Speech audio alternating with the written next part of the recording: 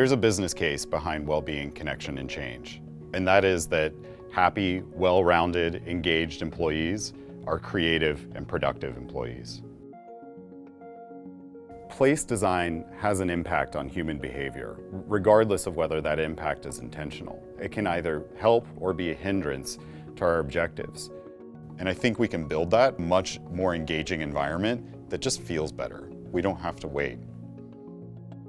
Place design practitioners can create an environment for almost any purpose. But if an organization has not articulated what that purpose is or what the outcomes they hope to achieve, you're wasting a lot of time and resources in creating buildings without a specific intent. I would dare say that most workplaces are misaligned with what people need right now.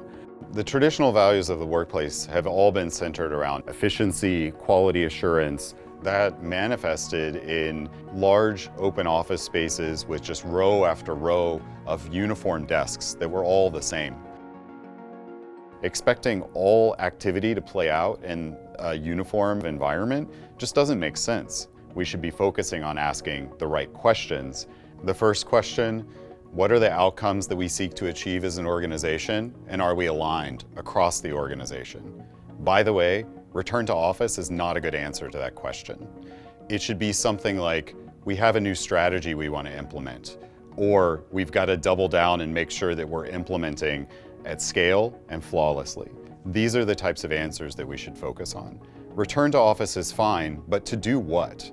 That's the critical missing piece of a lot of the dialogue now. What current working processes and support can help our teams achieve those objectives, and what could be better for the second question? And then the third, how can we use our physical environment to experiment with new ways of working to deliver better outcomes? I would begin every workplace project with those considerations before thinking any about what the shape of the physical environment should be. Well-being is ultimately very personal. It's the subjective assessment that a person has on the quality of their life, and it's influenced by physical, psychological, and social experiences. You can look at how color and pattern are introduced into an environment. Different people have different reactions to those things. One of my dear colleagues, a proud Latina woman, shared this anecdote with me how color and vibrant pattern are a really important part of her existence. But many of the workplaces that she's experienced are very subdued. So she felt herself going through a noticeable shift to conform herself to that environment rather than something that was more native. So if you have places, variety throughout a workplace, moments for that vibrant expression, moments for calm, so that different folks can kind of seek out spaces that feel more natural to them, that's really important. Or it could be something as simple as providing a quiet and private place to deal with things outside of the prying eyes of others. That could be taking an insulin shot, that could be decompressing from a particularly heated call with a colleague or an external collaborator. But just finding spaces to be able to step away and decompress can be really helpful to maintain focus on what's really important in work. Connections are essentially relationships. Relationships between people, places, ideas, and things. And those connections can happen in person, virtually as extended through digital technology, or in an abstract manner through the ideas, values, thoughts, and beliefs that we hold in our hearts and minds. The workplace provides an opportunity for us to connect with people that we wouldn't normally be exposed to in our day-to-day lives outside of work. When we talk about those physical in-person connections, creating environments where it's easy for people to meet face to face and really feel natural and relaxed in a relaxed posture. If your only option for social connection is a formal meeting room, that's going to have kind of a stilting kind of impact on the social connection that you have with that person versus something that's more relaxed, like what I'm sitting in now. On the more virtual side, creating environments that make it easy to use digital technology to connect with someone who's in a different physical place and making sure that that's not a stressful experience is really important. Change is a natural and necessary part of life.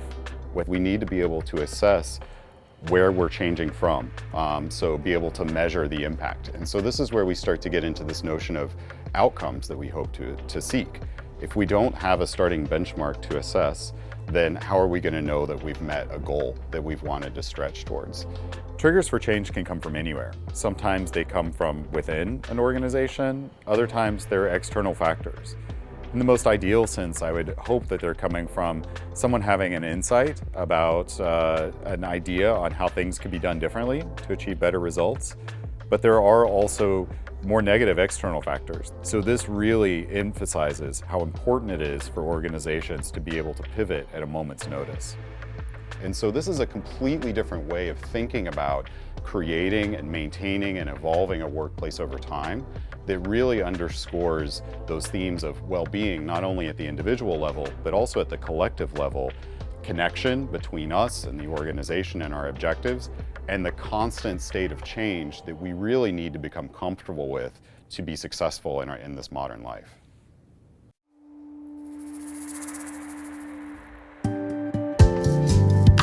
We need to acknowledge that people are simultaneously showing up as individuals, members of teams, and representatives of broader communities. And that means that we'll prioritize different types of environments depending on which role we're filling at any given moment.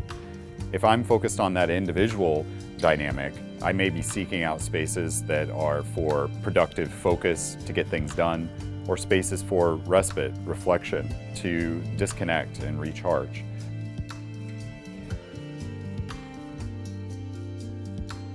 So you'll probably want to have some environments that are smaller, more dimly lit, more soothing in their treatment of color, texture, and pattern. But you'll also want to have individual environments that are on the other end of the spectrum that help people recharge, re-energize, and prepare for a group level interaction. So on one hand, we need a lot of consistency in an environment to shield out distraction and keep focus for that flawless implementation. On the other hand, we need an environment that can very fluidly be reconfigured. If I'm representing that broader community aspect within the workplace, I'm going to prioritize even different environments. A great community space has a significant variety of different types of places to sit, arranged in different configurations. Some face-to-face, some side-by-side, soft seats, firm seats, some with arms, without arms, some that are right in the center of attention, some that are more on the fringe. It's probably a good idea to introduce some harder surfaces, maybe with some glossy finishes, and think about how light interacts with those surfaces. It literally bounces off of them around the room.